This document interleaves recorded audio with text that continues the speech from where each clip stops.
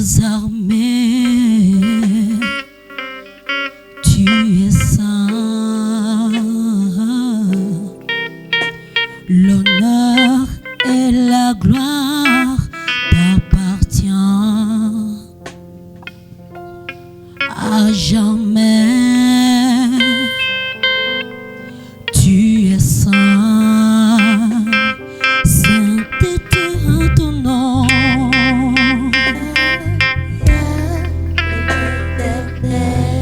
Dieu des armées, oui, tu es saint. L'honneur, la gloire et la gloire t'appartient à jamais. À jamais. Tu es saint. Chante encore sainteté en ton nom, à ton nom, à ton nom j'irai. Dieu des armées, oui tu es saint. Oh, l'honneur et la gloire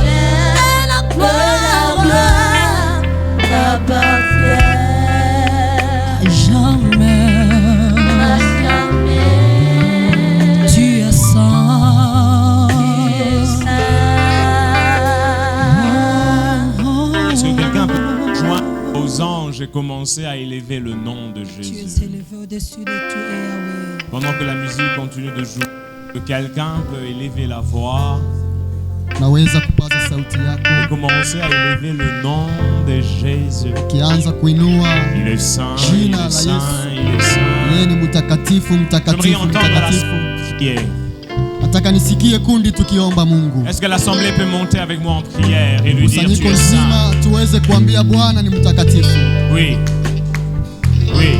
Pandisha tena Avant maombi que nos yako. mains ne s'associent, est-ce que tu peux juste élever la voix? Pas les mains, pas les mains, pas les mains. Pas les mains. Toi d'abord, les voix. Tuweze kuinua kwanza sauti Pandisha zetu. kwanza sauti yako. Si tu te sens prier en Swahili, prie en Swahili. Kama unajisikia kuomba na Si tu te Kiswahili, sens omba na prier en Kiswahili. Kinande, fais-le. Sens-toi Kama ni libre. Kinande, jisikie Si tu huru. te sens prier en français, Kama fais-le. ni Kifaransa, Si omba tu es kwa capable de le lugha faire en lingala, alors fais-le. Kama unajua Lingala, fanya Parce que je ile. te demande ce que tu parles au Seigneur. Ninakusihi, sema na Bwana. Élève la voix et dis tu es saint. Inua Bwana, Tu umwambie ni es saint, mtakatifu. Jésus.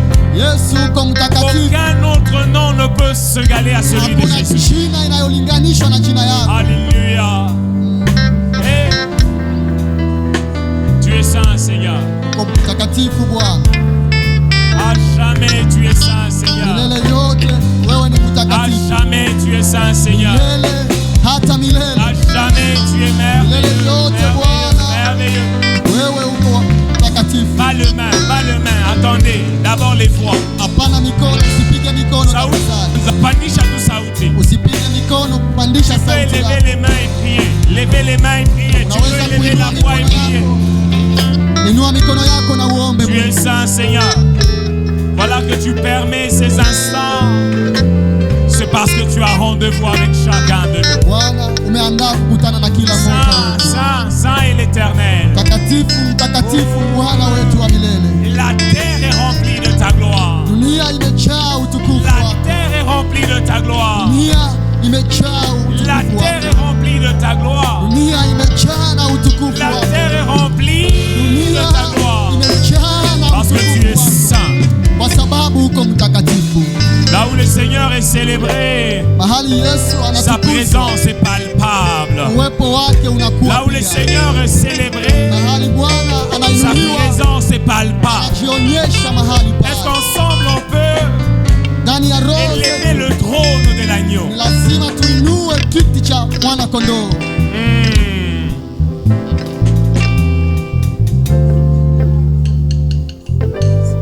Tu es saint, Seigneur. Kwa mtakatifu Bwana. Alléluia. Amen. Je suis dans la joie d'être au milieu de nous ce Nina soir. furaha kuwa katikati yenu jioni ya leo. Mais votre attitude contredit un texte des Écritures. Hali yenu inapingana na maandiko. La Bible dit, Biblia inasema, or l'Éternel c'est l'esprit. Mungu ni roho. Or l'Éternel, c'est Bwana iko roho. là où règne l'Esprit du Seigneur, là règne. Mahali roho wa Bwana iko. Trouvons Tuangalie ile shairi. 2 Corinthiens, Barua ya pili ya Paulo kwa chapitre Wakorinto 3, 3 le verset 17. 17. Est-ce que vous y êtes? Tuko pamoja. Alors lisons ensemble. À 3. 1, 2, 3. Pamoja. Oh, le Seigneur, c'est l'Esprit.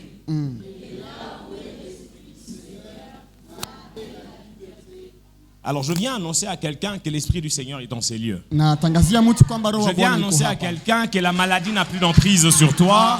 Roho iko Ceux qui ont hapa. compris commencent déjà à exprimer leur liberté. Hivi Je anza viens dire à kuonyesha quelqu'un uhuru que wako. pendant ces 7 jours, ta liberté sera évidente. Hivi siku saba Est-ce que hizi quelqu'un uhuru peut utapata. acclamer comme un homme libre? Shangilia kama mtu huru. Je ne vois toujours pas des gens acclamer le Seigneur. Hivi tushangilie Bwana kama watu huru. Une minute. Je vais devoir passer avec vous une semaine.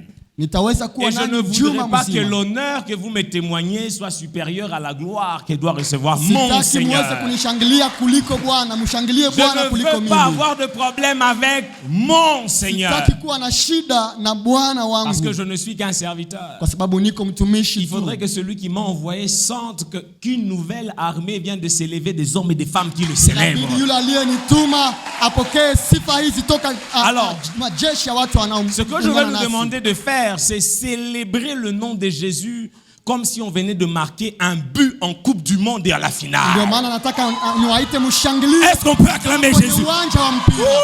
Haleluya. Oh, où sont les jeunes gens? Est-ce qu'on peut célébrer Jésus? Shangilia vizuri Bwana Est-ce que Yesu. quelqu'un peut célébrer? Shangilia vizuri. Est-ce qu'on peut célébrer Jésus là-bas? wewe Est-ce qu'on peut célébrer Jésus à la chorale? vizuri. Est-ce que les mamans peuvent célébrer Jésus? Shangilia Yesu. Est-ce que les jeunes filles peuvent célébrer Wasichana Jésus? Est-ce que les papas peuvent célébrer Jésus? Mshangilie mahali hapa. Beta milolo a bien, maboko. Kelele za furaha na makofi. Est-ce qu'on peut faire du bruit pour Jésus? Makofi na kelele za furaha. Alléluia. Amen. Que Dieu vous bénisse abondamment. Mungu On peut reprendre nos awabariki places. sana wapendwa.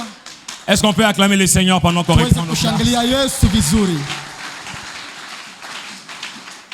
Est-ce qu'on peut reprendre nos places maintenant? Tuchukue nafasi zetu. Que Dieu nous bénisse abondamment. Mungu atubariki sana. Vous êtes une assemblée merveilleuse. Muko kundi nzuri sana. Et je reste convaincu que le Seigneur nous fera beaucoup de bien. Na naamini kwamba Mungu atatenda mema hapa. Et je reste convaincu, au-delà de ce que j'ai prévu, le Seigneur me surprendra même moi-même. Zaidi hata ile nimeandaa, Bwana atanishangaza. Alléluia. Amen. Lorsque je serai en train de vous surprendre, comprenez que le Saint-Esprit m'a aussi surpris. Nitakapowashangaza, Roho wa Bwana atakuwa pia Mais je amenishangaza. viens t'annoncer deux choses. Na kutangazia mambo mbili. C'est que pendant ces séminaires, tu vivras la main de Dieu qui t'accompagnera Juma tout le hii, long de l'année. utaona mkono wa Bwana juu yako.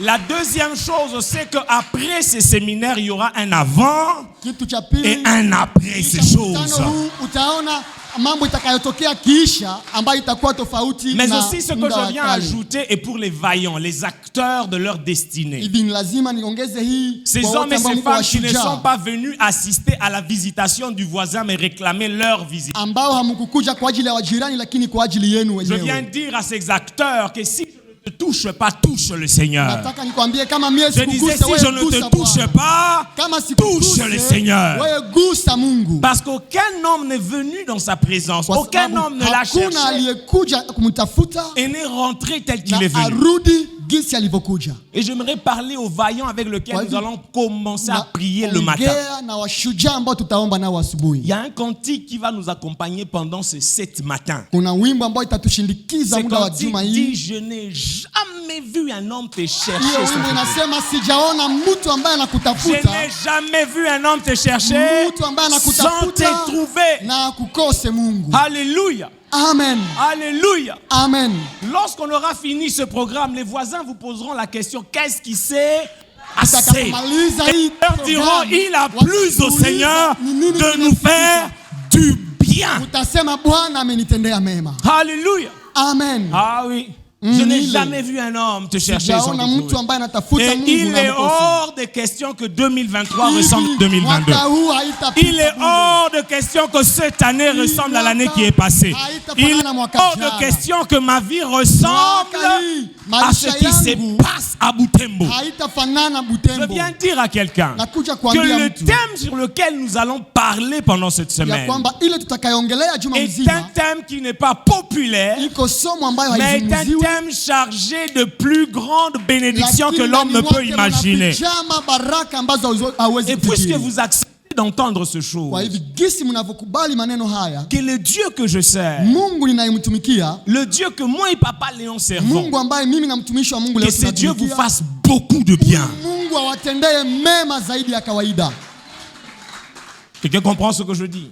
Je, unaelewa ninasema? La Bible dit que le royaume des cieux est forcé et que Biblia seuls les inasema, vaillants s'en emparent. Ufalme wa Mungu ni wa nguvu na ni lazima tutumie nguvu kuingia Je ndani. nous encourage à être vaillants. Na tuhimiza tuwe na nguvu. Alléluia. Amen. Je tiens à remercier personnellement, sincèrement, de tout mon cœur, Enda kumshukuru Mungu kwa moyo wangu le wote. ministère Goffan par l'entremise d'un homme merveilleux que j'apprends à connaître, Papa Léon, Nashukuru mtumishi wa Mungu pour Evangeliste la Leo confiance et l'invitation qu'il m'a Kwa adressée pour kuweza venir kuni- partager avec nous la parole du Seigneur. patia aliko nikuje kutoa ujumbe wa neno. Papa Léon, je dis merci. Nasema asante Je ne mtumishi suis wa pas le Mungu. meilleur de prédicateurs de Goma, Mimi croyez-moi. siko mzuri wa walimu kutoka Goma. Je crois que je fais partie de la réserve de la réserve. Niko baki ya baki. Donc quand les pères ne sont pas disponibles, il y a des prédicateurs qu'on cherche. Quand ceux-là ne sont pas disponibles, c'est nous Wakati qu'on vient baba chercher. zangu hawako tayari, kuna wale ambao wanatafutwa na wakati wanaotafutwa hawako tayari, njoo mimi natokea Merci sasa. d'avoir pris les risques de nous inviter, d'avoir investi tout ça pour nous inviter. Asante kuweza kufanya yote hii kwa ajili yetu. Que Dieu vous bénisse abondamment. Mungu Je suis akubariki. reconnaissant.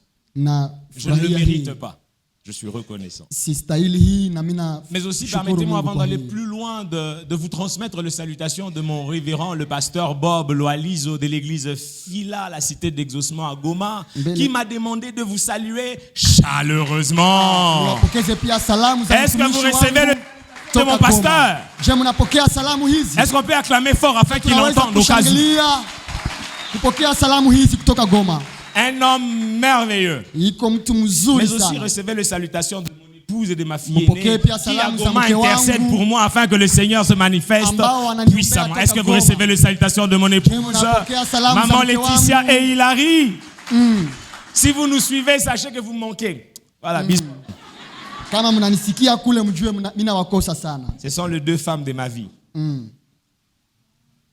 Mais aussi, je tiens à vous remercier, vous qui avez accepté de venir, Na washukuru pia nyinyi ambao mmekubali kufika, vous qui vous comportez comme les disciples de l'église primitive, kama vile wanafunzi wa kanisa la kwanza. dans leur première qualité, celle de persévérer dans les enseignements, Ndani ya tabia zao walikuwa wakidumu katika celle de neno, persévérer dans la communion fraternelle, katika ushirika pia, celle de persévérer dans la communion fraternelle, kuwa na ushirika mais wa aussi celle de kindugu, persévérer dans les prières. pia katika maombi. Que Dieu vous bénisse abondamment. Mungu awabariki sana. Prenons nos Bibles et lisons notre... Tusome maandiko matakatifu.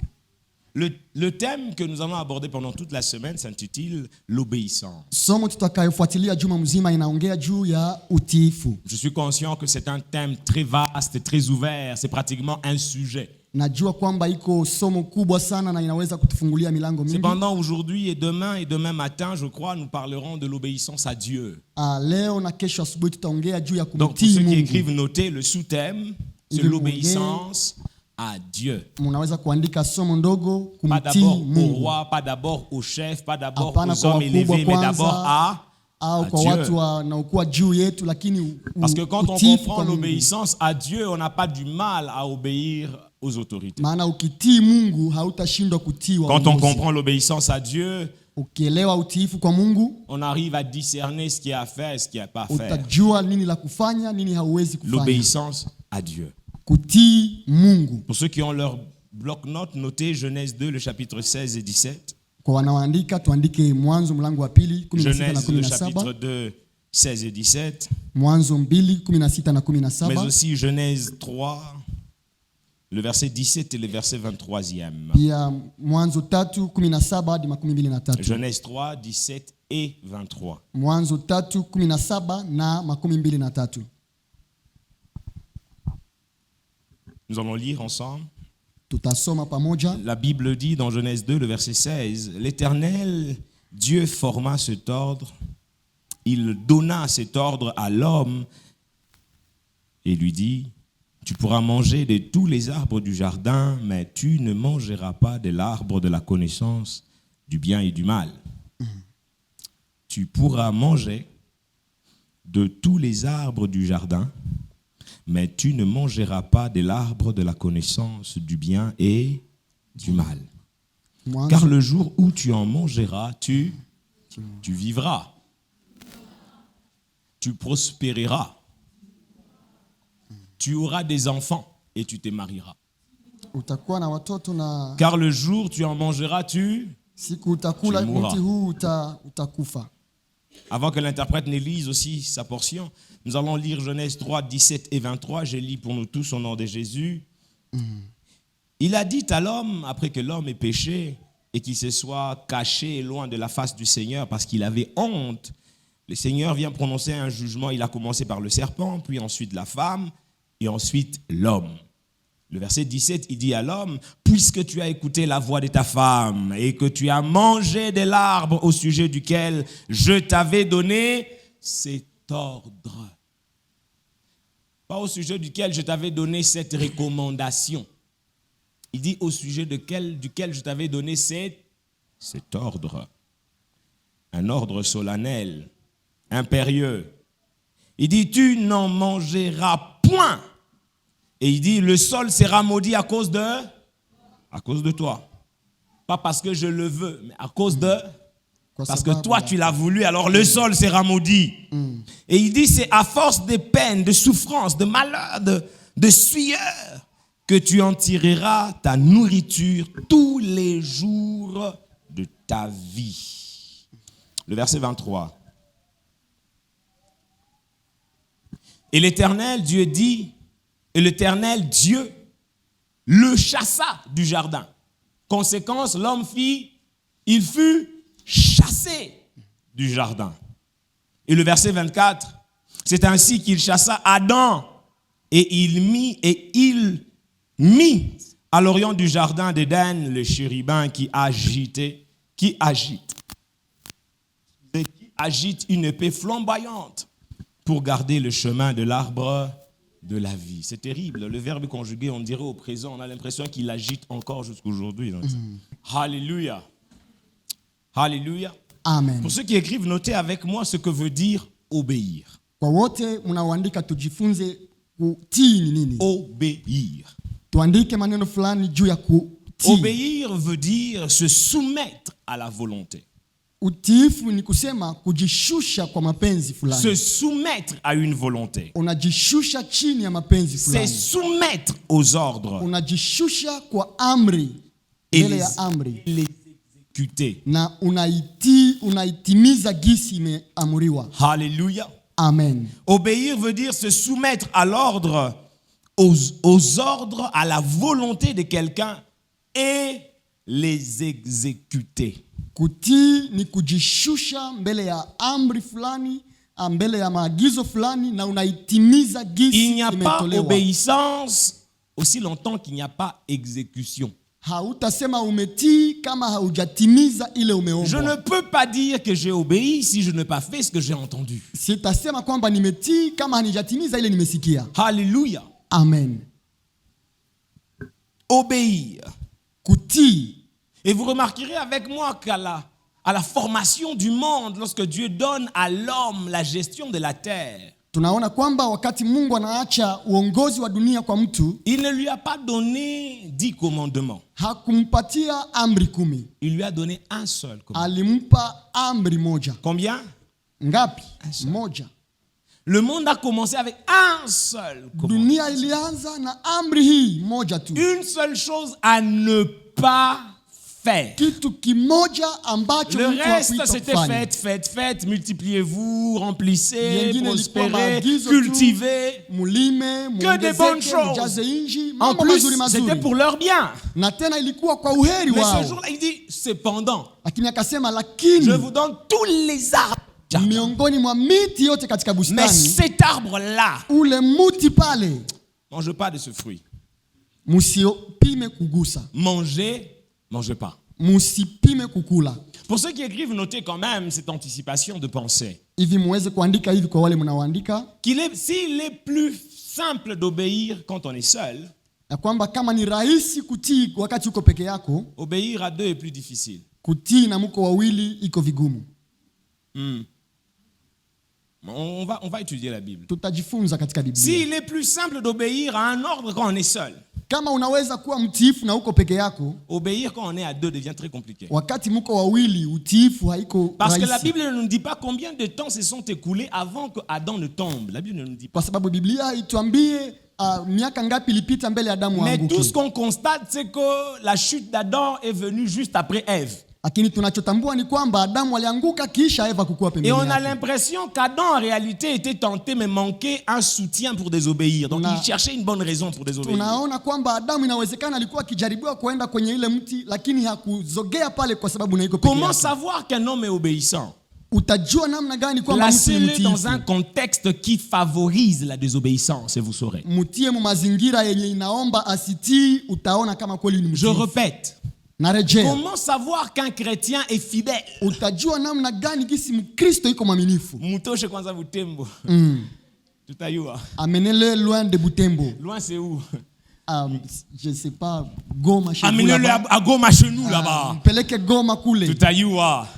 Comment savoir qu'un chrétien est obéissant à Goma? Comment Utajua savoir? namna gani gisi Mkristo wa Butembo iko Amenez-le là où il n'y a personne. Umpeleke mbali na watu. Amenez-le dans un contexte qui permet la désobéissance, Umtie mu mazingira yenye inaweza acha akose qui utiifu. permet les antivaleurs. Yenye inaweza kumruhusu aingie mu La uwelewele. proposition de Ève était en réalité l'opportunité pour Adam de lui faire comprendre qu'il avait compris ce que Dieu lui avait dit.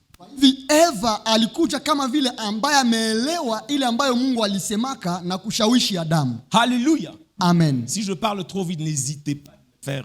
Hivi Faites-moi signe. nikienda mbio mbio mnaweza kunisimamisha. En réalité, c'était une opportunité pour Adam de lui dire, mais non, pas un coucou là. Hii ingelikuwa occasion kwa Adamu kuambia Eva. Mais malheureusement, hii haiko quand vizuri. on lit la Bible, Adam n'a ni discuté.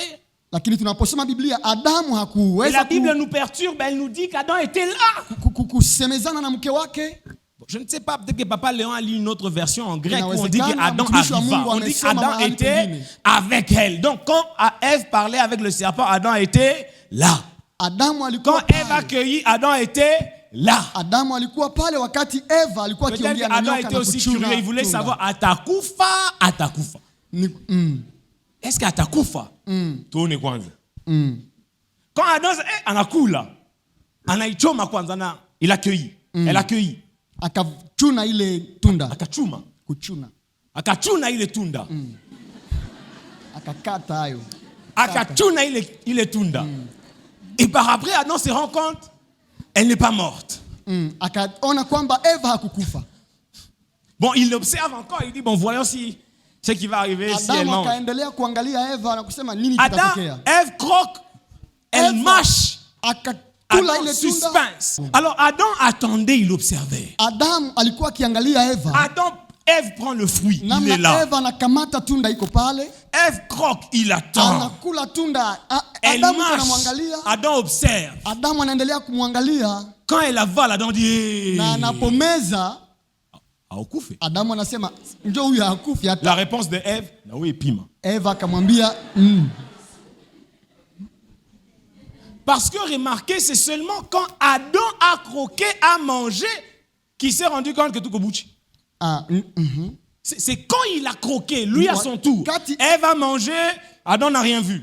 Ève n'a rien senti. Wakati Eva alikula Adamu hakuona kitu, lakini yeye Adam alipokula mange, Adam avale, Adam finit. Il se rend compte que alipomeza akasikia sasa gisi iko uchi. la première fois dans la Bible que le mot nudité constaté par l'homme, c'est là. Ni pale ndio mara ya kwanza mtu anajitambua kwamba iko uchi C'est katika ainsi que Biblia. parmi les termes adoucissants dans la Bible, la nudité est appelée la honte. Ndio maana katika Biblia unaweza kuona wakitaja uchi Parce kama vile que haya. après qu'il ait constaté sa nudité, il est allé se cacher Kwa parce qu'il sababu avait honte. Alipoona uchi wake akaenda jificha kwa sababu ya haya. Je viens dire à quelqu'un avant d'aller plus loin. Nataka niambie mtu mbele niende mbali. Qu'est-ce que Dieu t'a dit Ya kwamba ile Mungu ne doit ametuambia pas être remise en question par ton voisin. ni lazima jirani yako Parce asibishane na que wewe juu lorsque Dieu yake. frappera, Kwa sababu Mungu atakapopiga il te frappera aussi. atakupiga. Les hommes sont libres d'avoir leur point de vue sur ce que Dieu nous a dit. Watu wanaweza kusema yenye wanaweza sema juu yenye Mungu Mais nous alituambia. n'avons pas le droit de revoir la position de Dieu par rapport à nous suite à ce que les hommes nous ont Lakini dit. hatuiti kugeuza mawazo comprend ce yetu que juu ya je dis? masemi ya watu. Parmi les prix à payer pour l'obéissance, il y a la tétutesse, la constance, l'entêtement. Miongoni mwa bei ya kulipa kwa ajili ya kutii kuna kusimama kwa ile ambayo unakuwa nayo. Parmi le prix à payer, Miongoni mwa bei ya il y a kulipa l'entêtement. kuna kujijaza na mawazo ile. L'entêtement, la tétutesse, être borné, convaincu à rebord. Unajifunga na ile mawazo yako wewe mwenyewe. Alléluia. Amen. Adam avait entendu Dieu. Adamu alisikia Mungu. Adam savait les conséquences. Alijua matokeo. Mais Adam a désobéi. Lakini Et akakosa le utiifu. monde est ce qu'il est à cause d'un seul geste. Na dunia iko yenye iko leo kwa ajili ya tendo hii moja. Mes frères, faisons attention avec la chair. Wapendwa, tufanye angalisho na mwili. Le monde est ce qu'il est. Dunia hii gisi Parce que inavyokuwa. ce jour-là, l'homme a entendu la voix de sa Kwa femme. sababu hiyo siku mwanaume alisikia sauti ya mke wake. Avant d'aller plus loin, je l'ai à cœur et j'aimerais le dire. Mbele niende mbali Nous nataka vivons dans niambie une hiki. génération, d'ailleurs je suis Papa Léon en parler, où tout le monde fait comme tout le monde. Tuko ndani ya kizazi ambamo kila mtu anafanya sawa vile kila mtu. Parce qu'elle le fait, eh bien je le fais. Kwa sababu huyu anafanya hivi na mimi nafanya Et vile. quand on dit ne le faites pas, on pose la question, ben ceux qui le font. Na wakati wanatafuta kuambia usifanye ile, unasema na sasa wenyewe wako wanaifanya, wako nakufa nini? Alléluia. Amen. Ce n'est pas parce que tout le monde le fait que nous devons le faire. Haiko kwa sababu kila mtu anaifanyaka njoo na wewe J'aimerais dire à uifanye. quelqu'un, l'évangile n'est pas venu des États-Unis, l'évangile est venu d'en haut. Injili haikutokaka Amerika, ilitokaka juu. L'évangile n'a pas été inspiré par les blancs, l'évangile a été inspiré par le Saint-Esprit. Injili haiko mzungu Ce n'est pas parce qu'ils le font en Europe que nous devons le faire Sio kwa en sababu Afrique et au Congo. wa Amerika au watu gani wanafanya Ce ile n'est na pas sisi parce qu'on tufanye le hayo fait huku. à Goma que nous devons le faire à Sio kwa Butembo. sababu Goma inafanya hivi na sie Butembo tufanye hivi. Parce que ces jours-là, chacun, la Bible dit, rendra compte Kwa sababu kwa siku ya mwisho de la Biblia gestion inasema, du temps et du potentiel kila que Dieu lui a donné mtu sur la ataweza terre. kujieleza mbele ya Mungu namna aliweza kuishi. Alléluia. Amen. Alléluia. Amen. Obéir, c'est se soumettre d'abord. Kutii ni kujinyenyekeza Et kwanza. parmi les départements qui démontrent le mieux le sens de l'obéissance, c'est l'armée. Na miongoni mwa watu ambao wanakuwa watiifu kabisa tunaona Parce que les waaskari. militaires ont un slogan. Waaskari wana neno moja wanayosema. Exécution d'abord. Wanasema kutendesha kwanza. Réclamation après. Tutaweza kubishana saa zingine. On peut me dire, il est gars, iko inje ndio mon commandant. Toka inje inyangule uteku kitu kuya nayo. Toka inje kamata gars tia kichwa kuya nayo hapa. Si. Dans l'armée c'est à vos ordres. Même si dans le cœur c'est il m'a désordre gani ça ça. Ndio. Il n'y ordre gani ni nyangule gars. Comment savoir qu'un homme est obéissant? Donnez-lui un ordre qui n'est pas logique. Comment savoir qu'un homme est humble? Comment savoir qu'un homme est obéissant? Dites-lui de faire ce qui n'est pas logique. L'obéissance n'est pas faire ce que tu as compris, c'est faire ce qu'on t'a demandé de faire. Nous sommes dans une génération où les jeunes, les gens, l'église veut savoir pourquoi Dieu a dit de ne pas faire ci, pourquoi Dieu a dit de ne pas faire ça, pourquoi. Et à force de savoir pourquoi, nous sommes devenus des scientifiques chrétiens. Toucha fumula malabo za ma expérience. Là où la grâce, là où le péché abonde, la grâce surabonde. Il dit la meilleure façon de vivre ce texte, il faut d'abord abonder dans le péché afin que la grâce surabonde. Et puis la personne me dit, Minisha, pima mon cher, nous allons panda imasiku. Je dis, hakuna shit, utapanda sa crapaud, utapanda bien temps. Il lui dit, va soulever la voiture. Le militaire, avec zèle, askari ataenda na juhudi yote, il va, il essaye de soulever. Atajaribu kusumba ile gari. Haipande. Atasema haipande. Akuya pana rapport. Ai haipandi. uende tena pima kungambo ingine. Ulinyangulia wapi? Nyuma mon commandant. Nyangulia mbele sasa. À vos ordres, anaenda tena. Anarudia. Haipande. Njoo atamuliza, ni pime tena ngambo pembeni. Ndio, uende pima tena. À vos ordres. Et ce qui définit un disciple, c'est cette discipline-là. Na ile ambayo inaonesha mtu ambaye ni mwanafunzi. C'est ce qui fait défaut à l'église, c'est cette discipline-là. Ile ambayo inaonesha utiifu ni hiyo kuwa na mizani. Cette aptitude à obéir promptement à ce que Dieu nous dit de faire. Ile mtazamo wa kutii ile Mungu anayotuambia tufanye. Et ce qui fait qu'aujourd'hui l'obéissance est un sujet difficile à aborder. Na inafanya utiifu ikuwe somo nguvu sana pas kuifundisha. difficile dans sa complexité, mais difficile dans son application. Parce que même parfois, celui qui prêche ces choses n'est pas autant obéissant. Hapana kuisema inakuwa nguvu, lakini kuiishi ndio nguvu, hata kwa sababu inashika mhubiri mwenyewe. Il y a des sujets que vous pouvez prêcher, c'est avec des années qu'on sait voir qu'il ne vit pas ce qu'il prêche. Mais l'obéissance, vous finissez de prêcher, quand vous descendez à la chair, on sait savoir s'il vit l'obéissance ou s'il ne vit pas l'obéissance. Najua kisha kufundisha utiifu, kisha kushuka hapa tutajua mwenye alifundisha anatii au hatii, lakini kuna somo zingine zinaweza kupita, tutagunduaka nyuma kama. Pour ceux qui écrivent, notez avec moi. Que l'obéissance est un des sujets qui n'est pas très populaire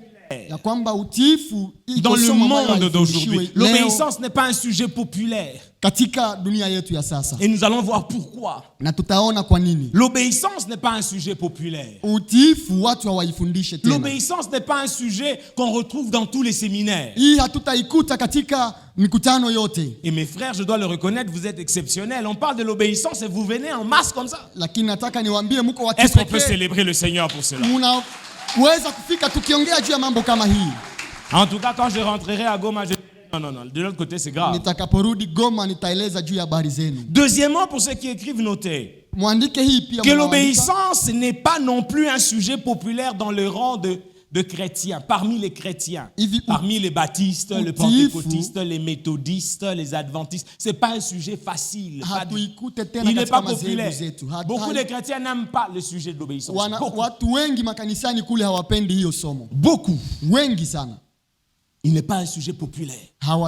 Surtout chez mes frères les charismatiques. Et certains de mes frères pentecôtistes qui aiment bien l'expérience avec le Saint-Esprit. Et certains de mes frères les prophètes qui aiment plus les expériences que ce qui est écrit. Les hommes qui aiment beaucoup le monde des esprits n'aiment pas beaucoup le monde de la parole. Ils vous diront des choses du genre, ce n'est pas parce que ce n'est pas écrit que ça n'existe pas. Papa, ce n'est pas écrit, ce n'est pas écrit. Ils vous diront, ce n'est pas parce que ce n'est pas écrit qu'on ne doit pas le faire. Papa, ce n'est pas écrit, ce n'est pas écrit. J'aime le surnaturel. J'aime le Saint-Esprit. Mais mon amour pour le surnaturel n'est pas indépendamment de la parole de Dieu. Quelqu'un dit amen à cela. Mon amour pour les surnaturels ne doit pas me pousser à chercher l'occultisme, la magie et la kabbale juive. Nous monterons dans le surnaturel en utilisant une clé, l'obéissance. Nous monterons dans la prospérité en appliquant une clé, l'obéissance. Nous serons élevés par l'obéissance. Nous serons bénis par l'obéissance. Nous serons prospères et puissants par l'obéissance. L'obéissance est la solution à la malédiction qui a été provoquée par la désobéissance. Nous avons des chrétiens dans nos églises aujourd'hui qui sont prêts à aller en 7 secs, 8 secs, 3 secs, 40 liquides. Une année liquide et alternative manger, pas manger. Qu'est-ce que tu fais? Je brise les autels. Niko navunja madhabahu za shetani. Qu'est-ce que tu... Je Niko brise les nafanya autels. nini? Navunja Mais vunja posez-lui nguvu za la ibilisi. question. Qu'est-ce qui a affermi et installé ces autels? Muulize nini njo ilingizaka ile madhabahu ya shetani? Ah oui.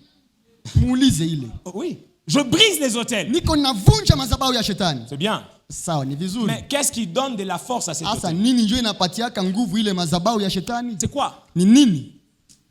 Et ils vous diront, c'est le diable. Watakwambia ni shetani. Ni shanga, ni shanga. Shangazi ule. Ni ule tate wa mkartier. Unaona kisa anaangalia kana cheka tu kwa cheka tu ipi. Ule tate ni mulozi. On est prêt à accuser tout le monde sans Tuko accepter tayari la responsabilité kushota aussi kidole kila que nous mtu. avons dans cette affaire. Kuliko kujiangalia na kuangalia sehemu La yetu ni ya wapi. désobéissance. Kukosa utiifu. Ce qui donne de la force à ces hôtels, c'est cela, mes frères. Inayotia nguvu hizo madhabahu za ibilisi ni C'est kukosa cela. utiifu. Jésus dit, le prince de ce monde vient. Yesu anasema Mais mfalme wa il dunia n'y hii a rien de anakuja. lui en moi. Lakini ndani yangu hakuna sehemu En yake. d'autres termes, moi et lui, nous n'avons aucun rapport. Kwa kusema ingine, ndani yangu, kati yangu na yeye hakuna Aucun kinachotupatanisha. rapport. Et il n'a pas le pouvoir d'avoir une influence sur Hivi moi. hana uwezo juu yangu wa Hallelujah. kunishawishi. Amen. Alléluia. Amen.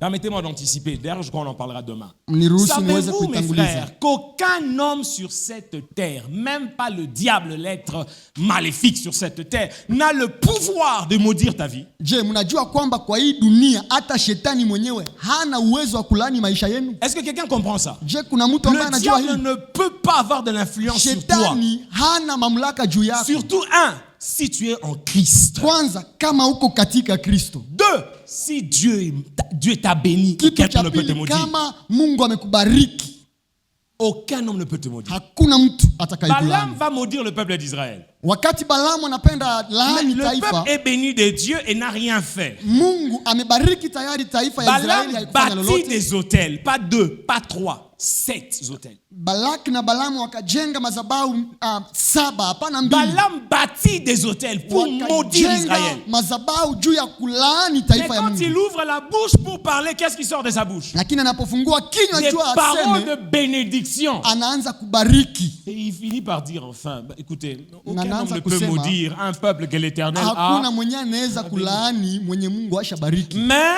si tu veux les avoir, Lakini, amène-le à ukipenda- désobéir à leur Dieu et leur Dieu se chargera de les frapper. Ukipenda watu hao walaaniwe, walete ndani ya kutokutii Mungu wao na Mungu ataweza kuwaangamiza. C'est ainsi, mes frères, je me redis que le diable n'est pas plus puissant qu'un croyant, un chrétien qui est Ouais, enraciné en Christ. Shetani hana Jamais. nguvu kama vile Mkristo ambaye iko na mizizi katika Kristo. Jamais. Hiyo naweza kuihakikisha. Parce que Luc 10, 19, ma Bible dit, je vous ai donné le pouvoir de marcher sur le serpent, le scorpion et Sur sur toute la toute force la force, la puissance de de l'ennemi. l'ennemi, c'est qui? Katika Luka C'est qui? 19 La question que je te pose, tumepewa mamlaka. est-ce que tu as peur de lui ou c'est lui qui a peur de toi? Wewe unaogopaka shetani au shetani ndio anakuogopaka? On peut répondre, il n'y a pas de souci. Hein.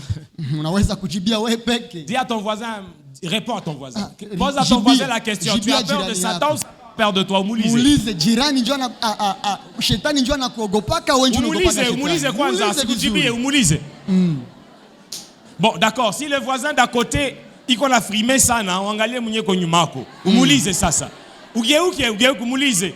Nani anakugopaka? Shetani au wewe? Nani?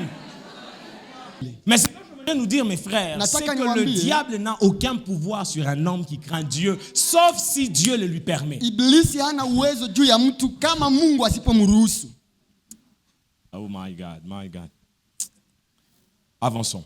Tuendelee. Pourquoi est-ce que le sujet de l'obéissance n'est pas un sujet populaire? Kwa nini somo hii ya utiifu haifundishiwe tena? J'aimerais nous donner 9 raisons pour lesquelles ce sujet n'est pas populaire. Nitupatie sababu 9.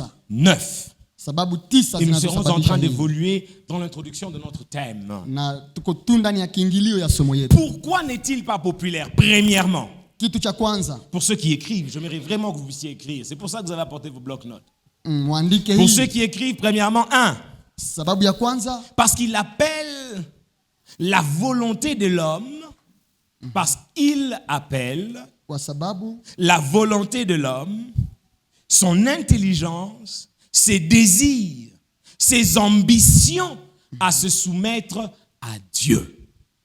Somo hii inaleta watu akili zao, mawazo yao, utu wao wote kutii, kunyenyekea mbele ya Mungu. L'obéissance à Dieu est un appel à la soumission à Dieu. Mais qu'est-ce qu'on soumet à Dieu? Kutii Mungu ni mwito On kwa soumet à Dieu kunyenyekeza notre mbele ya Mungu. intelligence, notre logique. Tunanyenyekeza akili On zetu mbele ya soumet Mungu. à Dieu notre volonté propre. Tunanyenyekeza hata kutaka kwetu. On soumet à Dieu nos ambitions. Tunanyenyekeza mbele ya Mungu yale On soumet tunayoona à mbele. Dieu nos désirs. Ile mawazo yetu. C'est un sujet difficile à cause de ça. Hii inasababisha somo Un hii homme de kuwe Dieu m'a gumu. dit, il est possible de faire beaucoup de choses pour Dieu. Mtu wa Mungu mmoja alisema inawezekana ufanyizie Mais Mungu dans la mambo mengi. désobéissance, cela est zéro. Lakini ukiwa ndani ya kutokutii hiyo haionekani. Matthieu 7, le verset 23, 22 et 24, la Bible dit. Mathayo 7:22 Ce n'est hadi pas tous ceux qui 23. m'appellent Seigneur, Seigneur qui hériteront le royaume des Sio cieux. wote wanaoniita Bwana Bwana watakaoona Mais remarquez ufalme wa quand même Mungu. la plainte de ces gens. Nous Ça, avons ça. fait ci en ton nom. Angalia namna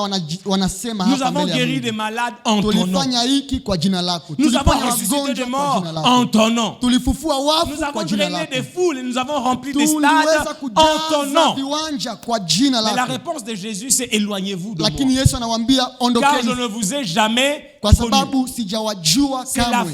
la fin qui m'interpelle. Ile mwisho pale À la fin, il inaniita. dit, serviteurs, vous qui commettez l'iniquité. Anaongeza anasema ondokeni mbele yangu ninyi mnaokuwa watenda maovu. Et plus bas, il dit, je vous montrerai à quoi ressemble l'homme qui écoute mes paroles et les met en pratique. Na anasema pale mbele chini ya yale mashahiri, nitawaonesha mtu ambaye anasikia neno langu na analiweka kwa tendo. Chanter, c'est bien. Kuimba ni vizuri. Mais si nous chantons pour être vus, Lakini c'est une kama perte de temps. tunaimba juu tuonekane ni Prêcher, kupoteza c'est muda. bien. Kuhubiri ni Mais si nous vizuri. prêchons pour être Lakini vus, kama c'est une perte tunahubiri de juu temps. tuonekane ni kupoteza muda. Parce que Dieu ne récompensera pas ce que nous avons fait sur la terre, mais ce qu'il nous a demandé de faire. Kwa sababu Mungu hataweza kutoa zawadi kwa yale ambayo tunafanya, lakini kwa ile anayotuomba Quelqu'un tumfanyizie. dit amen à cela. Amen. Quand Dieu ordonne, l'homme a la responsabilité d'exécuter. Mungu anapotoa amri, mtu anaitwa kuitii. Quelle que soit sa logique. Haijalishi unaielewa au hapana. Dieu dit à Abraham, Mungu anasema hivi na prends ton Abraham. fils. Kamata, Genèse, le chapitre 22.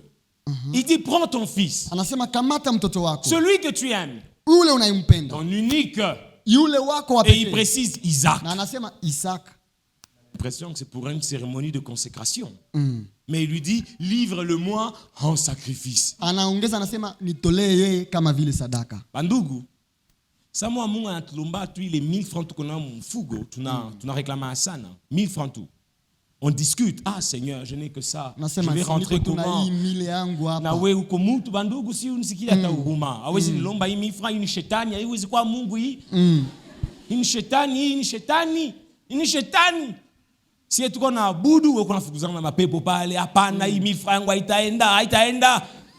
Mais Dieu dit à Abraham, prends ton fils et Mungu offre-le anasema en na Abraham sacrifice. anasema nipatie mtoto La wako. Bible dit, le lendemain, il se leva, prit Isaac et alla le livrer. Biblia inasema Abraham akaamuka kesho yake akakamata Isaka ili Il aende n'en a kumtoa pas parlé à sadaka. Sarah, je crois qu'il s'est souvenu du jardin d'Éden. je crois, peut-être. Hakusema hii na Il a Sara eu, mke wake il a inawezekana eu les alikumbuka échos du shamba la jardin. Edeni. Ah, Ange.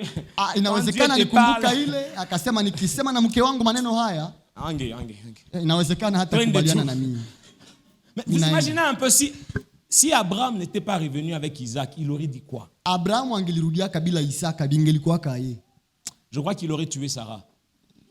Angeliwaka pia Sara. Sarah serait morte de tristesse. Sara angelikufaka mumuchungu ya kupoteza mtoto wake. Gani ule. Mais nous, aujourd'hui, nous prenons Abraham pour modèle parce que nous savons qu'à la fin, Abraham est rentré avec. Leo tunaweza avec kukamata Isaac. Abraham kama vile modele yetu juu tunajua alirudiaka na Quelqu'un Isaka. nous a une fois dit, toutes les fois qu'on demande nos Isaac à l'église, pourquoi est-ce que dans la Bible, Abraham lui est rentré avec son Isaac, mais quand on vient avec nos Isaac à l'église, c'est Nabakiamu Kanisa. C'est pas toujours dit chez ma Isaac Zetu, ma Isaac. Et il dit, papa, il est Tunaweza écrit. kujiuliza kwa nini tunaachaka maizake yetu kanisani ijawapo Abrahamu yeye alirudiaka na Isaka wake. Jana yake. Et on vient, on dit, à cause de tout kwanza na Isaac yetu, peut-être que le pasteur atatupatia ma substitut. Peut-être qu'il nous met à l'épreuve. L'obéissance est un défaut, manque à l'église. Utiifu unakosa kanisani. Pourquoi? Parce que nous sommes, pour ceux qui écrivent, notez, l'obéissance manque parce que nous sommes plus conscients de ce que nous perdons en faisant ce qui nous a été ordonné que de ce que nous gagnons en obéissant. Kwa sababu tunaonaka sana yenye On est tunapotezaka d'accord avec ça? wakati tunatii On est kuliko plus kuona ile conscient tunayopata de ce kama que je faida. perds, de ce que je donne, de moi. Tunaangaliaka ile tunapoteza Mais kama vile quand on nguvu lit la yetu. Bible nous dit qu'Abraham, qui n'avait jamais entendu parler d'une résurrection, Abraham qui n'avait jamais vécu une résurrection, Abrahamu ambaye alikuwa kajaona mtu akifufuka, la Bible dit il avait l'assurance, la certitude, la Biblia foi inasema que ndani Dieu allait mwake ressusciter son fils. alikuwa na ufahamu, alikuwa Non, na jua na ce imani que je kwamba anaweza comprends, kufufua c'est Isaka. que Abraham était prêt à tuer Isaac, Ni kusema Abrahamu alikuwa tayari kuua Isaka, anamtia moto, anamchoma pale, ndio anamchoma kabisa, anamchoma pale, moto inapanda, moto inazimika. Sana maliza na shimama sasa, nasema baba, bilio niambia nifanye. Ninaifanya. Sasa wewe unirudishie mtoto yangu. Je vous dis, comment pouvait-il avoir cette assurance que Dieu allait ressusciter sasa Isaac? namna gani Et angelikuwa pas na au dernier ujasiri jour, il avait la certitude que je n'allais pas rentrer avec ya sans kwamba Isaac. Mungu anaweza kumfufua mtoto wake. Mais il était prêt à le tuer Alikuwa tayari kuua parce Isaka qu'il avait confiance en kwa Dieu. sababu alitumainiaka Mungu. Alors c'est un sujet difficile parce que l'obéissance fait appel, soumet notre logique, soumet notre désir, soumet notre volonté. C'est qu'il est plus facile d'obéir quand ça nous arrange. Ile yanataka kusema ni kwamba tunatii wakati tunakubaliana na mambo. Il est plus facile d'obéir quand ça nous... Ni rahisi kutii wakati unakubaliana na mambo. Quand ça nous arrange. Lakini wakati wewe unakubaliana na ile unaweza kusema ni Mais rahisi quand ça ne kutii. nous arrange pas, on n'est pas prêt à obéir. Lakini wakati haikutane na mawazo yako hautaweza kutii. Et c'est pour ça que l'obéissance est un sujet difficile et Na hii impopulaire. inaacha somo hii ikuwe ngumu na Parce que haifundishwe. ça ne t'amène pas à faire ce que tu veux, mais ce que tu dois faire Kwa qu'un sababu autre veut. haikulete kutimiza yenye wewe unataka, lakini yenye Mungu anataka. Alléluia. Amen. Écrivez, notez avec moi. Mwandike tena hii. Que l'obéissance ou obéir, c'est s'aligner à la volonté de Dieu. Kutii ni kufuata mapenzi ya Mungu. Obéir, c'est s'aligner à la volonté, Utiifu ni kufuata mapenzi à la volonté de Dieu, ile ya Mungu qui n'est pas facile. ambayo haiko rahisi. C'est la raison pour laquelle Christ a dit, sans moi, vous ne pouvez rien faire. Ndio maana Yesu alisema pasipo mimi hamuwezi lolote. Jean 15, verset 5. Katika Yohane 15 shairi ya 7. La vie chrétienne n'est pas facile, mes frères. Arrêtons de Christ croire que la vie hauko rahisi. chrétienne, c'est une balade à la campagne, au bord du lac et pieds nus. Tusifikiri kwamba ni sawa kutembelea mlongo wetu, hapana. Non, Haiko rahisi. la vie chrétienne, sur la terre. Maisha ya Ukristo hapa L'apôtre duniani. Paul nous compare même à des militaires qui sont enrôlés dans l'armée. Paulo anatukadirisha na Quand waskari ambao je wako katika dis majeshi. oui à Jésus, Unaposema ndio kwa Yesu, j'ai été enrôlé, équipé et ni envoyé. kusema umepewa kitu, umekubaliwa na Dès le jour où tu unatumwa. as dit oui à Jésus, Tangu siku ulisema ndio kwa dès Yesu. le jour où tu as commencé à venir à Rouk, Tangu siku umeanza kuingia kwenye les gens espace du room. quartier ont commencé à dire tutaona kama ataendelea. Ile ndio watu walisema.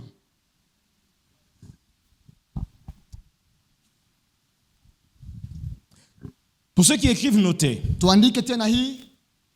Un homme obéissant ne fait pas ce qu'il veut, Mwenye kutii hafanyake yenye mais ce anataka. qui lui a été ordonné de Lakini faire. ile ambayo anaombwa kufanya. Je répète, Narejea. un homme obéissant Mtu mtiifu ne fait pas ce qu'il veut, hafanyake kutaka yake, mais ce qui lui a été ordonné de faire. lakini kile anachoombwa akifanye. Deuxième raison Sababu ya pour pili laquelle ce sujet n'est pas populaire. ambayo inaacha somo hii Pour ceux qui écrivent, isifundishwe. notez, parce qu'elle limite l'expression du libre arbitre. Ni kwa sababu inatosha mtu ndani ya uhuru wa kuchagua. Elle limite la libre expression, l'expression du libre arbitre à ce qui est juste. Inaweka mpaka kwa mtu kuchagua kinachompasa kutembea ndani yake. Pas à nos yeux, mais aux yeux de Dieu. Hapana kwa macho yako, lakini macho ya Mungu. Pour ceux qui écrivent, notez ce texte. Romains 12, le verset 1 et 2. Waroma 12 shairi ya kwanza na ya pili. Je vais expliquer cette raison. Nitaweza Elle limite kutafsiria hapa. l'expression du libre arbitre à ce qui est juste. J'insiste là-dessus. Inaacha mtu asikuwe na uhuru wa kuchagua. Le libre arbitre, c'est cette capacité que Dieu a donnée à l'homme de choisir. Ni ile uhuru ambayo mtumishi anaongelea, Mais uhuru wa quand Dieu kuchagua. donne un ordre, il limite nos choix. Asa Mungu anapotupatia amri anaweka pale Obéir, mkato c'est kwa kutaka accepter yetu. d'avoir un choix, mais de ne pas exécuter cette volonté. Unajua kutii Ah. ni kukuwa na chaguo, lakini unakatala kufuata chaguo yako, Je unafuata répète, yenye imeamuriwa. obéir, Utiifu c'est avoir un choix. ni kukuwa na C'est chaguo. avoir d'autres options. Uko na namna zingine Mais za kupitia. accepter ou choisir de ne pas prendre ces options, mais faire ce que Dieu veut. Lakini unakataa kutembea njia zako, unatembea ile ambayo Mungu C'est anataka. ça, obéir. Ile ndio kutii. Et j'aimerais dire à quelqu'un, et pour ceux qui écrivent, notez, Na nataka niambie hivi mtu, que nous aurons toujours le choix. tutakuwaka tu na chaguo. J'aime bien le répéter. Napenda kurudilia Parce que hii. beaucoup de chrétiens aiment bien nous dire, je n'avais pas le choix. Maana Wakristo wengi wanapenda kutuambia Ma sikukuwa soeur, na pourquoi est-ce que chaguo. vous trichez à l'école? Kwa Papa, nini j'ai pas le choix. unatrishia kwa masomo, anasema sikukuwa na chaguo On étudie nyingine. pour comprendre. Tunajifunzaka juu tuelewe. On triche pour réussir, papa. Tunatrishe juu tuweze. Mais pourquoi avez-vous triché? C'est là qu'une sœur m'explique. Papa, nilikuwa pale katikati. Moi, ilikuwa hapa ku gauche, mwingine hapa ku droite. Ou à droite, anamwambia ni 7A. Moi, je n'avais pas la réponse. Akaniambia, je n'avais pas la. Nilikuwa sina jibu. Mais je disais au Seigneur, parle-moi, parle-moi. Nilikuwa nikisema na Mungu, sema nami. Et puis sema j'entends nami. ici. Nasikia 7A. huku 7A assertion ya Celui qui kukoshi. était ici, il dit répète. Moi aussi dans le cœur, je dis oui, répète. Nasikia huyu anasema sema vizuri na mimi nasikiliza mzuri. 7A. 7A. Je fais comme si je n'ai rien Mimi entendu. nakuwa pale sasa kama sikusikia kitu. Et je commence à mâcher le stylo. Na mimi naanza kutia hata bike kwenye kinywa. Dans le cœur, je chante, il est fidèle, fidèle. Niko najimbia tu ndani yangu, Mungu ni mwaminifu. Non, il n'est pas fidèle. Ça Hapana. n'a rien à voir avec Dieu. Ile haionane na Mungu Je ile. viens dire à quelqu'un une telle réponse, tu savais que tu n'en avais pas, ne la prends pas. Usiandike jibu sawa Ne la ile. prends pas. Usiandike kama hukukuwa Parce que nayo. notre obéissance révèle notre consécration à Kwa Dieu. sababu utiifu wetu inaonyesha namna ya kujitoa yetu kwa Mungu. Alléluia. Amen. Notre obéissance révèle notre consécration. Gisi yetu ya kutii inaonyesha gisi Je yetu ya n'avais kujitoa pas la kwa Mungu. réponse et je suis intègre, je suis honnête. Nilikuwa sina jibu. Est-ce que tu avais la Niko réponse? mwaminifu. Deux personnes savent si tu avais la réponse. Il y a toi et il y a Dieu. Même le diable ne sait Mungu na pas. wewe ndio mnajua kama ulikuwa na jibu. Parce que le diable n'est pas omniscient. Il Kwa ne sait sababu pas ce qu'il y a dans shetani ton. Il yeye ne sait pas. hajui yenye iko mawazo Donc yako. deux personnes savent si tu savais ou tu ne savais Watu pas. wawili tu Il y a ndio toi wanajua. et il y a Dieu. Kama ulikuwa unajua ile jibu, wewe na Mungu. Quand tu mens, c'est pas à Dieu que tu mens, c'est à nous.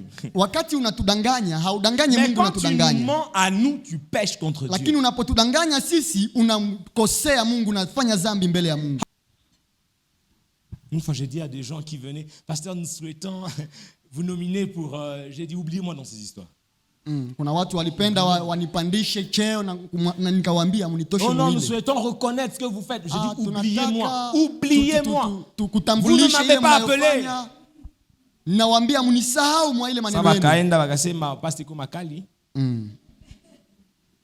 Oui, mes frères. Soyons sérieux avec Dieu. Tuweze kuweka utaratibu na Nous Mungu. sommes des sacrifices agréables à Dieu, pas d'abord aux hommes, à Tujitoe Dieu. kama sadaka yenye uzima kwa Mungu kwanza, hapana kwa watu. Aujourd'hui, quand on parle de virginité, les gens se moquent des autres. Leo wakiongelea À ton virginité. âge, ungali. Et malheureusement, il y a aussi des gens parmi nous Na kuna qui se watu disent miongoni mwetu chrétiens, mais ambao wanasema ni Wakristo qui poussent les autres à ce genre de choses. ambao wanasukuma wengine mambo kama Un hili. peu comme Ève dit à Adam, j'en ai pris, toi aussi prends. Kama vile Eva ambaye amekula Je anapatia suis Adamu tombé anasema avec un homme, ça kula. ne m'a rien fait, toi aussi fais. Tushakaanguka mara nyingi na nyewe mwanguke haitafanya kitu. La Bible dit au verset 2e, ne vous conformez pas au siècle présent. Biblia inasema kwa ile shairi ya pili, Ce n'est pas une msifuate mwenendo option, wa ce n'est siku pas une hizi. proposition, c'est un ordre. Hii ni amri, haiko kutubembeleza. Ne vous conformez pas. Msifuate C'est un mwenendo ordre du Seigneur. wa siku hizi. Parce Iko qu'à cet amri ya ordre Bwana. est attaché soit une malédiction, soit une bénédiction. Ana juu ya amri hii kuna au Tout laana au dépend de ce que baraka. tu décideras de faire. Kama utakubali kuitii au Je viens dire hapana. à quelqu'un, à tous tes choix sont attachés une conséquence. Nataka niambie mtu kila kila chaguo unalofanya kuna À tukio nyuma. tous tes choix sont attachés une Kila conséquence. chaguo unalokuwa À nalo toutes nyuma tes kuna décisions sont tukio. attachées une conséquence. Unapoamua kufanya kitu fulani nyuma yake kuna Rassure-toi que le matokeo. choix pour l'option pour lequel tu optes Hivi jihakikishie kwamba est la maamuzi volonté yako parfaite de Dieu. iko mapenzi ya Car à Mungu, cela est attaché une kwa bénédiction. sababu juu ya ile kuna baraka. Si le choix pour lequel tu optes Lakini kama maamuzi yako n'est pas la volonté de Dieu, haiko mapenzi tu ya Mungu, t'exposes à sa colère et wewe tu t'attires la malédiction. unajikokotea kasirani na laana ya Mungu. Oui, mes frères. Ndio Il faudrait wapendwa, qu'on se le dise. ni lazima tuambiane Il faudrait hili. qu'on se le dise. Ni lazima Ceux qui tukumbushane obéissent à hili. Dieu sont bénis. Wanaotii Ceux qui Mungu ni désobéissent wabarikiwa, à Dieu sont maudits. wasiotii ni walaaniwa. Et demain, nous parlerons de comment sortir de cette Na malédiction. kesho tutaongea namna ya kutoka katika Mais laana zote retenez pour hizi. ce soir que ceux qui obéissent Lakini s'attirent la kwa bénédiction jioni de ya Dieu. leo mjue kwamba wanaotii Et ceux qui wanajikokotea baraka, désobéissent s'attirent la na colère de Dieu. wasiotii Parce que Dieu wanajikokotea laana. châtie. Lisez bien ça. Dieu châtie jusqu'à la 4e génération les idolâtres et leurs enfants. Mungu anapiga na laana watu ambao wanaabudu sanamu hata kizazi cha Ce que nne, j'aime, c'est qu'il bénit jusqu'à la 1000. lakini anabariki hata En d'autres mpaka termes, kizazi cha 1000. si moi, Smith, j'accepte de payer le prix de l'obéissance, jusqu'à 1000 de ma génération sera béni. Kusema kama mimi naitika kumtii Mungu, vizazi Mais 1000 nyuma yangu pourquoi on ne réfléchit vitabarikiwa. pas comme ça? Pourquoi? Usikuwe unafikiri hivyo. Pourquoi on ne réfléchit pas comme ça? Kwa nini? La chair, Mwili, le monde. dunia. Alléluia. Amen. Et il dit, mais soyez transformés par le renouvellement de l'intelligence, le renouvellement de Lakini anasema l'intelligence, mbadilishe kwa kugeuza afin upya que vous akili discerniez zenu, ili muweze quelle est kutambua la volonté de Dieu, ce qui est bon, agréable et parfait. mapenzi ya Mungu. Quelle est la volonté de Dieu? yanayompendeza. Et quiconque veut discerner la volonté de Dieu en ces siècles doit être renouvelé d'intelligence, Mtu anayetaka doit être kutambua mapenzi ya transformé Mungu par le ni renouvellement de lazima l'intelligence. ageuzwe, aumbwe upya katika akili yake na nia yake. Parce que je me réfère à quelqu'un que la voix du peuple n'est pas forcément la voix de Dieu. Kwa sababu nataka niwaambie kwamba sauti ya watu haiko sauti ya Mungu. La voix du peuple n'est pas la voix de Dieu. Sauti ya mtu haiko, ya watu Non. wote haiko sauti ya Ce n'est Mungu. pas parce que 1000 personnes disent oui à l'homosexualité que nous aussi nous allons dire oui à Sio kwa l'homosexualité. sababu watu 1000 wanasema ndio kwa mume na mume Ces na derniers mke kwa temps, je mke, suis en train de préparer mon na ndio épouse na sisi tutatembea vile. et je lui dis le temps difficile vient et il va falloir que tu te prépares à m'enterrer probablement. Parce que le monde dans lequel nous vivons, il y a de ces hommes qui veulent nous dire ce qu'ils pensent, mais quand vous réagissez, on vous traite d'homophobes. Oui. Ils montent à la chair, ils nous disent, nous voulons le mariage pour tous, nous voulons que tout le monde se marie comme il veut, ils ne sont pas obligés de se marier hommes et femmes, et tout. Tuko katika kizazi Quand ambamo Papa Léon prend tunaelezwa le micro mambo pour ya dire ovyo ovyo. accent. Bandugu, atuta bifanya. On dit ce monsieur est homophobe. Eux, ils ont le droit à la parole et nous n'avons pas le droit à Kuna l'opinion. watu No. wanasema isiyofaa na tunapotafuta kuwakaribia No. wanasema No. sisi hatupendi wengine. Haiko vile. Évoluons. Tuendelee. Troisièmement, Sababu ya tatu, parce que l'obéissance révèle celui à qui nous appartenons. utiifu inaoneshaka ni nani ambaye tuko watu wa nani. Alléluia. Amen. Alléluia. Amen. L'obéissance révèle celui à qui nous Utiifu appartenons. inaoneshaka kama tuko watu wa nani. Mes frères, quand il y a des généraux dans une même pièce, Kukikuwa viongozi wawili katika chumba ce kimoja, général ou ce commandant n'a pas le commandement sur tous les hommes. Il a ses hommes et il y a de ceux qui ne sont pas ses hommes. kuna mmoja ambaye iko na watu wake na mwingine hana watu. Mais pour savoir qui est son homme et qui n'est pas son homme, il n'a qu'à faire une chose, donner un ordre et voir qui va exécuter. Mkubwa kujua kama watu wake njoo wapi, inaomba atoe amri na watakaoitii njoo watu wake. L'obéissance Utiifu révèle à qui tu appartiens. inaoneshaka kama wewe uko Ta mtu wa nani. manière de t'habiller nous révèle à qui tu appartiens. Gisi yako ya kuvala inatuoneshaka kama uko wa nani. Ta manière de parler nous révèle à Gisi qui yako tu ya obéis. kusema inaoneshaka kama inatuoneshaka Parce kama que unamini Jésus nani. dit dans Matthieu 6, le verset 24, Kwa sababu ndani ya Mathayo il dit 6, nul ne fungu la peut 10, servir deux maîtres Yesu à la anasema fois. mtu hawezi kutumikia bwana En wawili. d'autres termes, nul ne peut obéir Kwa kusema à ingine, deux maîtres mtu à la fois. hawezi kutii bwana wawili. Mes frères, ma femme est ma femme. Unajua mke wangu ni mke wangu. Et aucun homme sur cette terre n'a le pouvoir de faire à ma femme ce que moi je lui ai dit de ne Kuna pas faire. mtu ambaye anaweza kufanyisha bibi yangu kenye mie sikumwambia Et je n'ai afanye. pas d'ordre à donner à la femme de Papa Léon. Na C'est nina sa femme. amri ya kutoa kwa mke wa Papa Leo. Mais quand ma Kwa sababu ni femme mke commence à wake. écouter la voix d'un autre, la Bible appelle cela l'infidélité. Na mke akianja kusikia sauti ya bwana ingine, ile ni kukosa uaminifu. L'infidélité n'est pas d'abord dans l'action, mais dans l'intention de Uaminifu. prêter attention à celui qui te parle, qui n'est pas ton époux. Uaminifu haiko kwanza ile tendo, lakini ni kukuwa na ile kitu ndani yako ya kutafuta kusikiliza mwenye Une haungelisikiliza. femme infidèle est celle qui écoute la voix d'un autre homme. Mwanamke ambaye ni mkosefu wa uaminifu ni yule ambaye anasikiliza mwingine C'est mwanaume ça na une iko femme na infidèle. Elle mwanaume. écoute la voix d'un autre homme. Anasikiliza sauti ya Pourquoi mwanaume est-ce qu'Adam mwingine. a été chassé? Parce qu'il a été infidèle. Infidèle à quoi? À la voix qu'il avait entendue. Adamu alifukuzwa kwa sababu alikosa uaminifu kwa sauti aliyosikia pale ya kwanza. 1 Corinthiens, le chapitre 11, définit la hiérarchie de Dieu par rapport à la ligne d'autorité. Na katika Wakorinto wa Il kwanza présente 11 inaonesha Dieu comme étant le chef de Christ, Kwamba Christ comme étant le chef, Mungu ni le mkuu chef juu de ya l'homme, Kristo, l'homme comme Kristo étant le chef iko de mkuu la femme. juu ya mtu, na mtu mwanaume iko mkubwa wa mke wake. Ce qui veut dire, mes frères, c'est Ninatafuta que j'ai kusema entendu de la part du Seigneur. kile umesikia J'ai la kutoka kwa Mungu responsabilité de le dire à mon épouse. ni lazima nikiambie mke Mais wangu. qu'elle me croie, qu'elle Lakini ne me croie pas, qu'elle me Aniamini, soutienne, qu'elle ne me asiniamini, soutienne pas. anishike J'ai la mkono lourde hapana. responsabilité d'obéir et de voir ce que Dieu fera d'elle après. Nitii kwanza na nitaweza Parce que mon kumrudilia nyuma. Seigneur, celui, Kwa sababu Bwana wangu ni yule aliye juu. alléluia, Amen. nul ne peut servir de maître. Hakuna Ta anayeweza manière kutumikia de Bwana parler wawili. nous révèle à qui tu es soumis. Est-ce que tu es soumis à Dieu ou tu es soumis au Je, monde? unanyenyekea mbele ya Mungu au mbele ya dunia?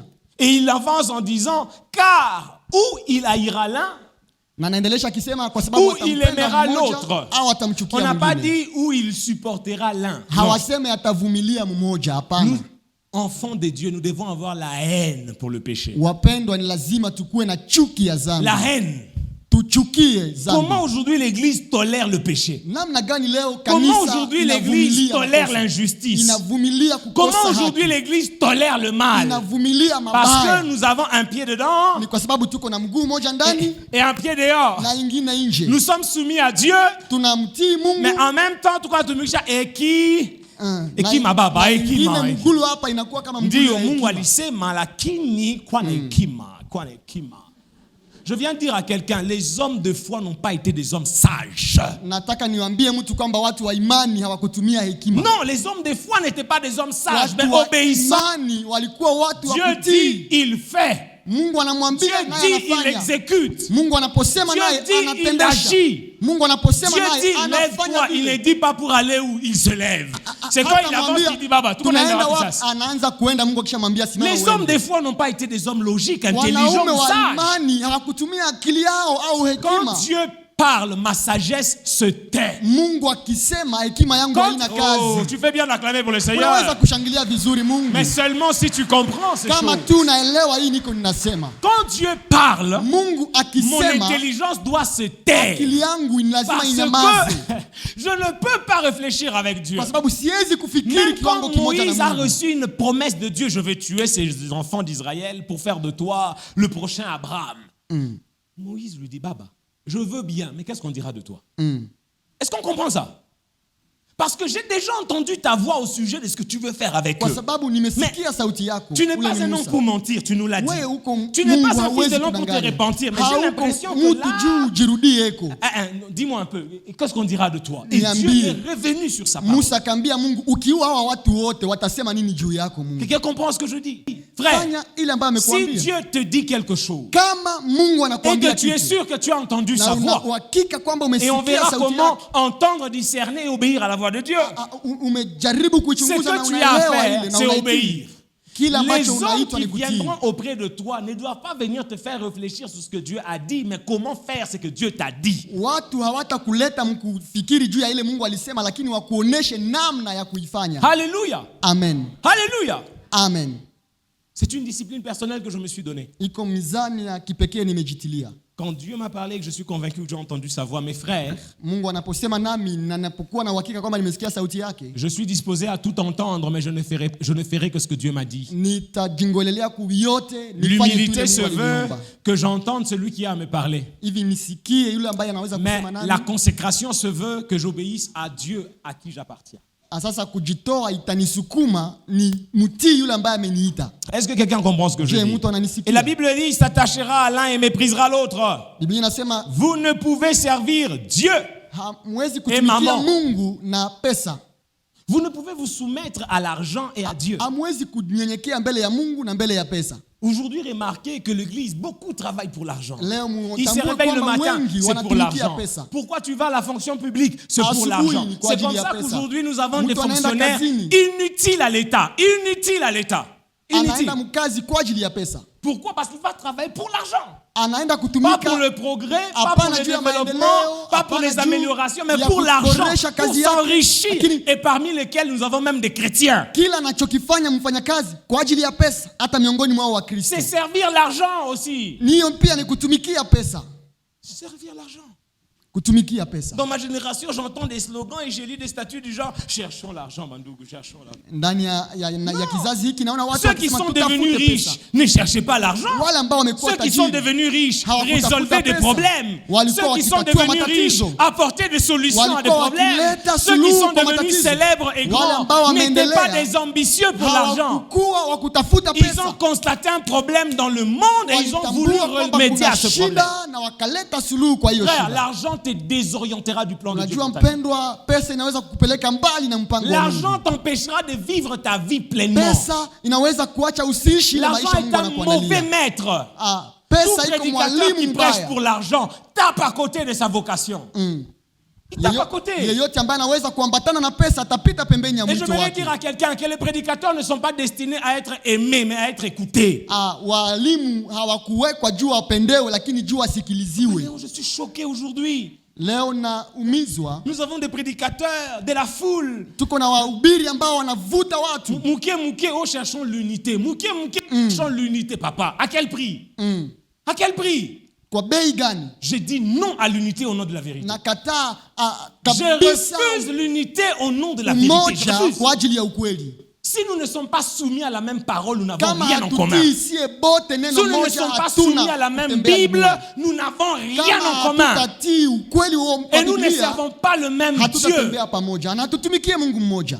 Parce que je suis soumis à Dieu. Kwa Pas à sababu l'argent. namnyenyekea Mungu, Pas aux sinyenyekee pesa. acclamations des hommes. Hapana kwa vigelegele Pas à vya watu. l'approbation des hommes. Hapana kwa Mais tout kukubaliwa ya watu. chrétien est appelé à se soumettre à Dieu. Kila Mkristo anaitwa kunyenyekea mbele ya Mungu. Mouké, mouké, oh l'unité. Mouké, mouké, oh cherchons la paix. Mouké, mouké, oh paix et grâce. Paix et grâce. Quelle paix Jésus nous a laissé? Amani Quelle gani? paix? Amani Hein? ya wapi? Jésus dit ici, il y a plus que Salomon. Salomon est mort de vieillesse. Jésus, lui, est mort crucifié. Les deux qui étaient sages. Par sa sagesse, Mzee. il gérait les problèmes. Katika hekima yake Et alikuwa cet homme qui dit, akitatua je suis plus matatizo. sage que ces Na vieillards-là. sasa Et kijana il a moja fini à la croix. Qui est fou, qui est sage? anasema yeye iko zaidi ya Solomon na Dites-moi, anakufia qui est kumsalaba. Nani ndio C'est les jeunes de 33 mwenda ans. wazimu? On a dit ça na kufa. Mtu wa miaka 13 huyu On a dit ça na kufa. Ubumbafu. anasema iko zaidi ya Solomon na ile Oh, il est upumbavu plus ile. sage que Salomon. Regardez. Muone gisi anajikufia kumsalaba. Vous imaginez un peu le poids que Jésus a porté à la croix de Je Golgotha. mnaona ile mzigo Yesu Tout ça alibeba pourquoi? Pour ne pas faire sa volonté, mais la volonté du Père. ili asifanye mapenzi yake lakini Matthieu mapenzi ya 26, Mungu. il dit dans les jardins de Gethsemane, si tu peux éloigner cette coupe de moi, Katika cependant, Mathayo, Seigneur, pas ma 26, volonté, mais que ta volonté iko soit anasema faite. kama inawezekana niepushe na kikombe hiki, lakini anasema J'aime isiwe ce que le mapenzi yangu, docteur mapenzi Rémi a yako. l'habitude de dire. Hein. La volonté de Dieu n'est pas faite, elle n'est pas festive. Elle doit être exécutée. Elle ne suscite pas de réjouissance. Mapenzi ya Mungu Mais haiko ya même quand elle ne kutufurahisha. suscite aucune Lakini réjouissance, hata kama haitufurahishe sisi, nous avons la responsabilité de l'exécuter. jukumu letu ni kutendesha ile. Quelqu'un dit amen à cela. Amen. Au fur et à mesure qu'on avance, vous comprenez pourquoi le thème de l'obéissance. Mnaanza kuelewa kwa nini somo hii haiko rahisi. Quelqu'un dit amen à ça?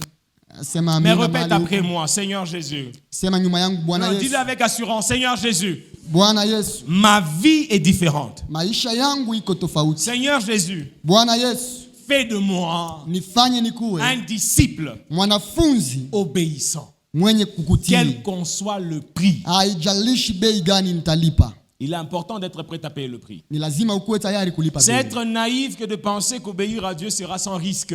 Unajua ni kukosa C'est akili être kidogo naif. kufikiri kwamba utatii Mungu na ukose matokeo C'est mengine être naïf. na ukose kulipa bei. Et je croise des chrétiens, permettez-moi d'insister sur ce point, des chrétiens qui me disent, pasteur, depuis que j'ai donné ma vie à Jésus, ma vie va mal, elle va mal. Nakuta Wakristo ambao wananungunika na kusema tangu nimemkubali Kristo maisha imekatala lote. Mais je lui dis, c'est parce que tu t'es bien converti. Nataka niwaambie ni kwa sababu mliokoka vizuri ndio maisha inakatala. Ndio uliokoka mzuri sana. Mzuri.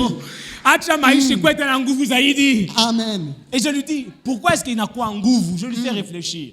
Tu vivais avec ule qui s'accroche, unamwacha. Finance inafanya nini? Inashuka. Haishuki, inaanguka, inaisha. Inaanguka. Ule ndio alikuwa portefeuille wako. Wewe unakula, yeye anaproduit. Wewe ndio consommateur, ule ndio producteur. Tu ne produis pas. Quelqu'un comprend? Finance inakufa. Inaanguka.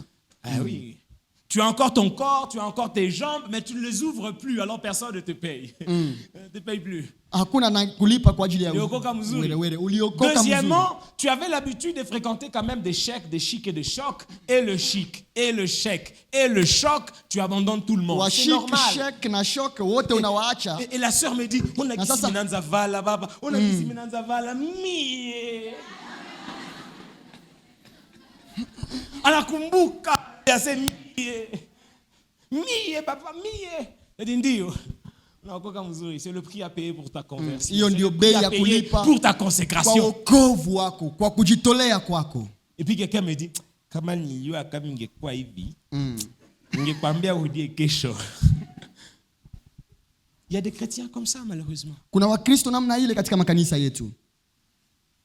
Quelqu'un d'autre me dit, pasteur, depuis que je me suis converti, rien ne marche au boulot. Rien ne marche au Kuna boulot. mwingine atasema hakuna kinachoendelea Je kazini. lui pose la question, quand ça marchait, c'était comment? Namuuliza sasa bilikuwa Sincèrement. kanaendelea bilikuwa Oh kae. non, les amis apportaient de temps en temps des deals et on travaillait le deal ensemble. Anasema na kuko Wakristo na wanaletaka manze na Bon, je tunakula lui ile dis, manze le deal, pamoja. c'était quoi? Sasa namuuliza Bon, ilikuwa pasteur, vous kanini? connaissez hein, des dossiers qui... Unajua ile madosia ya kupandishia yule wa meza nyuma ya meza. Yulu ya meza, nyuma ya Amepitiza meza, nyuma. chini ya meza. Na ile makuti inaingia yake mkesi Inaingia mfuko ya nyuma. Je lui pose la question, est-ce que vous faites ça encore? Mais non, je n'y arrive Namuuliza sasa, plus. je ungali nafanya ile? Anasema C'est ça, la siwezaki conversion. tena.